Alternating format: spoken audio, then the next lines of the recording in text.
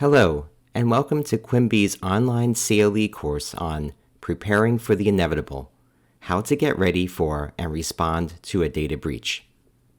Hi, my name is Joseph Facciaponte, and I'll be presenting this class today. Before we begin, let me tell you a little about myself. I'm a partner and the head of Cybersecurity and Data Privacy Practice Group at Murphy & McGonigal, a boutique financial services law firm. I assist clients in responding to data breaches and in improving their cybersecurity compliance programs. Prior to my current role, I served as Deputy Head of Internal Investigations at a global financial institution, and prior to that, I was a federal prosecutor for 9 years at the U.S. Attorney's Office in Manhattan, where I prosecuted cyber crimes and intellectual property theft cases. I also teach a cybercrime class at Cornell Law School. Let's start with an introduction to our program. The first thing you need to know is that cyber attacks are inevitable.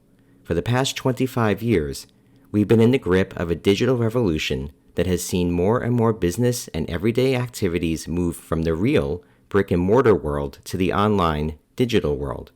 And just like there have always been bank robbers and shoplifters and catch-me-if-you-can identity thieves and con artists in the real world, there are criminals who perform the same actions in the digital world. The next basic thing you need to appreciate is that cyber attacks are inevitable.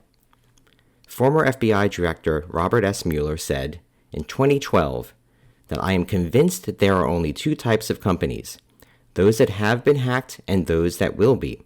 And even they are converging into one category, companies that have been hacked and will be hacked again. In fact, you probably experience several cyber attacks each day. I, for example, have been getting calls saying that there's been an unauthorized transaction on my Coinbase account, except, of course, I don't have a Coinbase account, and the calls are obviously a phishing attack to get me to reveal my access credentials if I did happen to have a Coinbase account.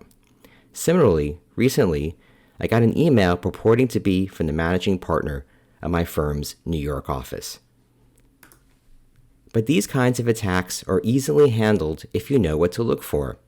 There are more serious threat actors out there, which I'd like to talk about.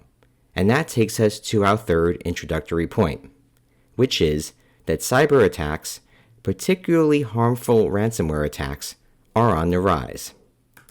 High-profile ransomware attacks, like the attacks on the Colonial Pipeline and major meat processing company JBS USA Holdings, Inc., dominated headlines in 2021 and caused major supply chain disruptions, including temporary gasoline shortages on the East Coast.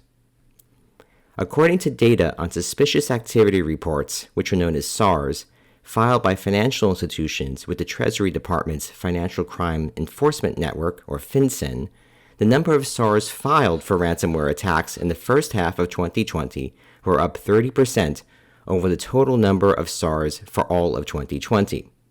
Similarly, according to the Federal Bureau of Investigation, ransomware cases that have been reported increased by 21%, and reported losses increased by 225% between 2019 and 2020. What's more is that no business is too small to be targeted. If you have money, you can pay a ransom, and the amount of the ransom is often targeted to an amount a small business can pay. I've seen ransom demands for as low as $10,000 or $20,000. Now, before we move on, let us pause for a minute to talk about what ransomware is if you're not familiar with it already. While it's likely that everyone has heard of ransomware attacks by now, for those that don't know, they are a form of cyber attack in which cyber criminals use an encryption program to encrypt the computer files of all or part of a business's computer network, whether those files are stored on-prem, in the business's premises themselves, or in the cloud. When successful, a ransomware attack can effectively shut a business down. Think of a hospital without access to any patient records, or an online retailer without a website. Many ransomware groups will also steal sensitive data from victims and thereby request a double ransom: payment to receive the decryption key or decryption program to unlock the files, and another payment for the hackers to not release the files that they stole. The requested ransomware is almost always to be paid in cryptocurrencies such as Bitcoin or so-called privacy coins such as Monero, which have features in their blockchains that make it harder for law enforcement to trace where the money went.